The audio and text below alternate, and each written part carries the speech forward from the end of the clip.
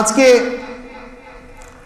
December মাস, আমি গত সপ্তাহের আগের সপ্তাহে ডিসেম্বর মাস বিজয়ের মাস, সেখানে আমাদের ইসলামের করণীয় বর্জনীয় আলোচনা করেছিলাম।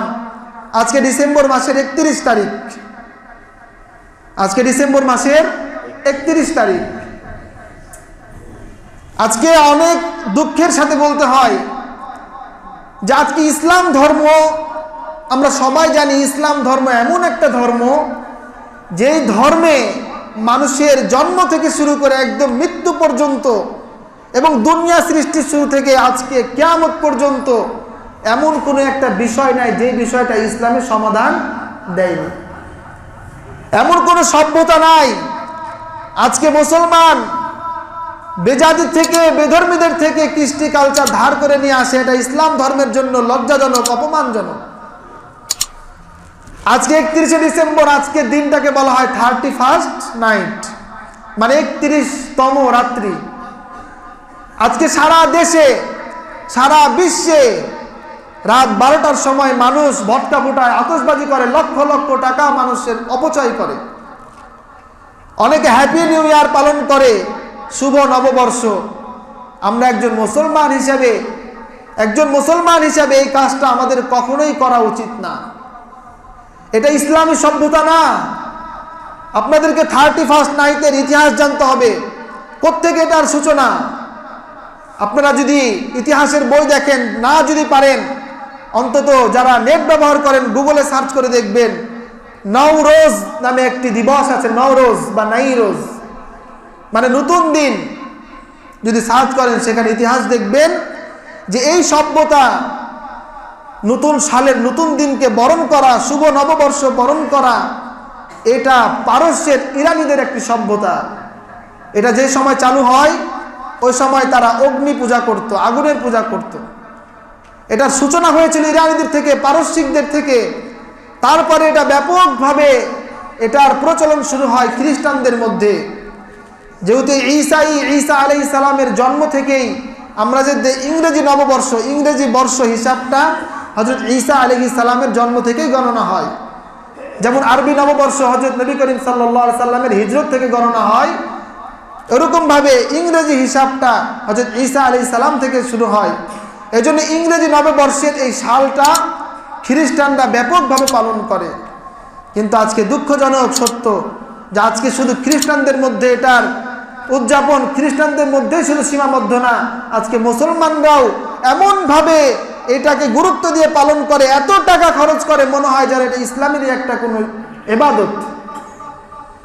ঠিক কি ঠিক না বলেন? এরকম করে কি করে না? করে। এটা সম্পূর্ণ নিষেধ। আল্লাহর হাবিব সাল্লাল্লাহু আলাইহি সাল্লাম বলেন, হাসিবু ক্বাবলা আন তুহাসাবু। হে মানুষ সকল, আল্লাহর কাঠগড়ায় দাঁড়ানোর আগে নিজেকে একবার কাঠগড়ায়, বিবেকের কাঠগড়ায় দাঁড় করাও।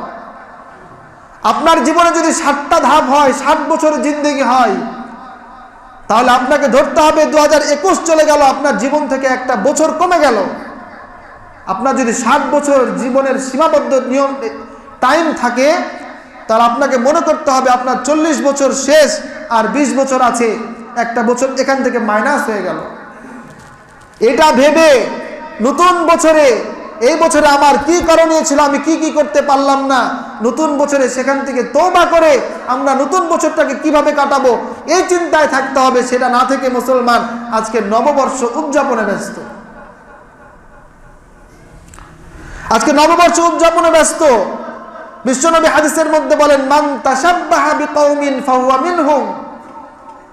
আমাদের কৃষ্টি কালচার, আমাদের চিন্তাধারা, আমাদের সভ্যতা যার সাথে মিলবে, হাদিসের মধ্যে আছে আমাদের হাসর হবে তাদের সাথে।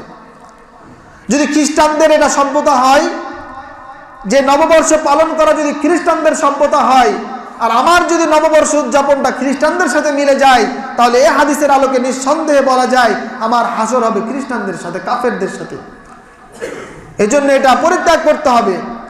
বছর একটা কমে গেল, আমার জীবন থেকে একটা বছর চলে গেল, বাকি যে জীবনটাকে আমরা পাবো এটার জন্য আমাদেরকে প্রস্তুতি নিতে হবে।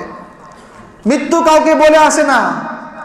এই সপ্তাহের ঘটনা, লঞ্চে আগুন লেগে 39টা তাজা প্রাণ জ্বলে পুড়ে কয়লা ছাই হয়ে গেছে, সবাই জানেন না?